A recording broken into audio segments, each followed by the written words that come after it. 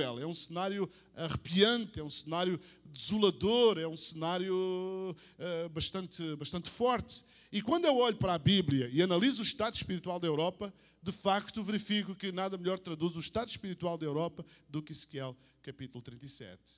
E aqui, queridos irmãos, nós vimos um cenário desolador. O que se vê é morte, o que se vê são ossos secos. E é interessante, queridos irmãos, que os ossos secos são indícios de que já houve vida, certo? Só pode haver um cenário de cadáver, só pode haver cadáveres se houver vida. Se não houver vida, não pode haver cadáveres.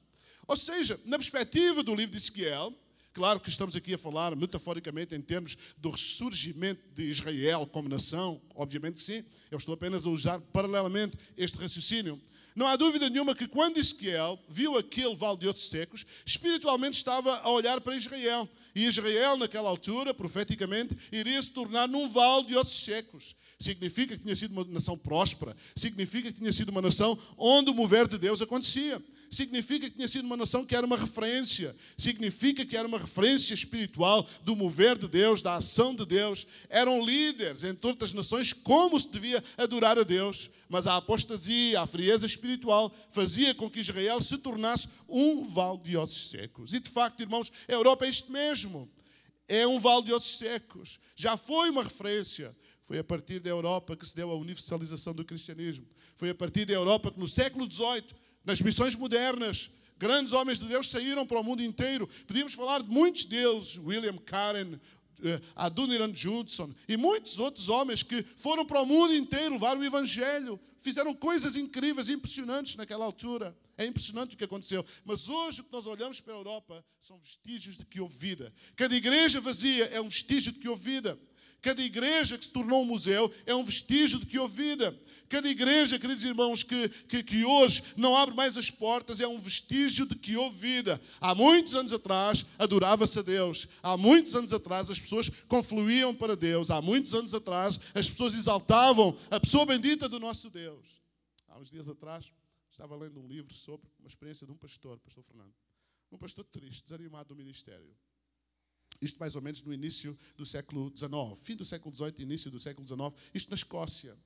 E então diz que a igreja era um templo muito lindo, muito bonito, mas a igreja estava vazia, as pessoas não tinham interesse para Deus, as pessoas não buscavam Deus, as pessoas estavam displicentes, cada um preocupava-se com a sua própria vida, cada um estava preocupado com ganhar dinheiro, em construir a sua própria casa, e as pessoas estavam-se a esquecer de Deus.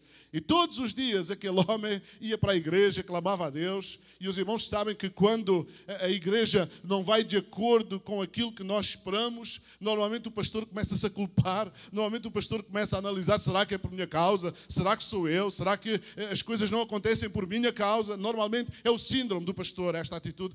Nós nos culpamos logo a nós mesmos. Sabe uma coisa? Um dia ele estava a dormir, por volta das 2, 3 da manhã, e alguém passou lá em casa a correr e bateu à porta e disse: pastor, por favor, venha a correr para a igreja porque a igreja incendiou-se. A igreja pegou fogo, como os irmãos brasileiros dizem.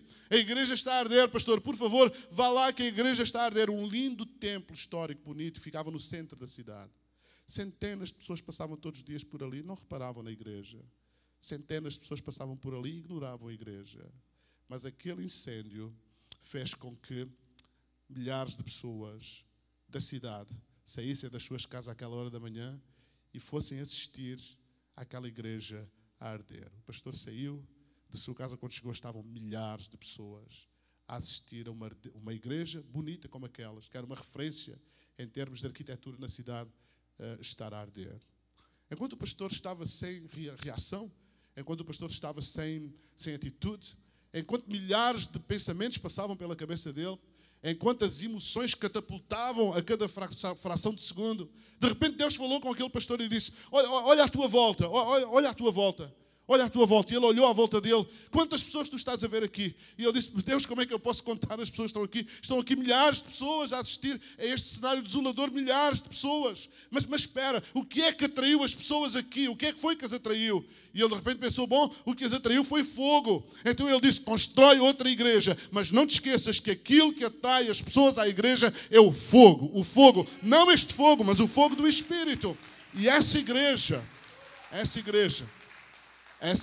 tornou-se uma das maiores igrejas na Escócia, mais avivalistas, mas hoje também é uma igreja que está exatamente na mesma situação que eu acabei de descrever.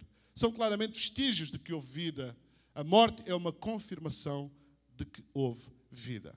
Mas, queridos irmãos, em Ezequiel, no capítulo 37, nós encontramos uma grande pergunta.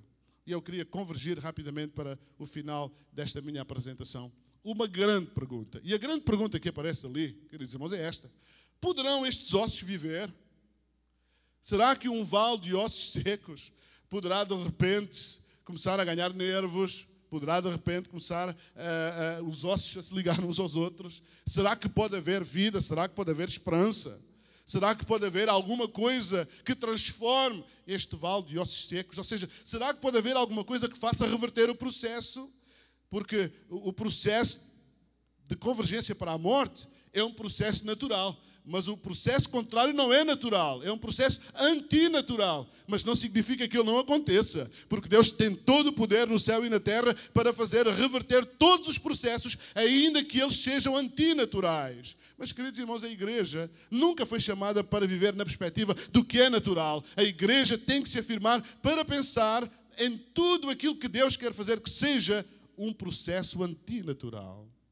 Poderão estes ossos viver? Poderão este vale de ossos secos se tornar em pessoas, povos, nações? A grande pergunta que se põe é esta: poderá a Europa despertar para Deus? Será que a Europa pode vir a ser um continente em chamas para Deus?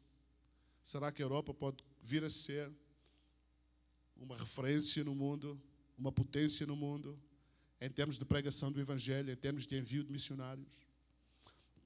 Antes de continuar ali, irmãos, eu estou com o horário trocado aqui. Que horas são, pastor? Estou no horário da Europa, então em Portugal são 8h10 da noite. 8h10. Ok.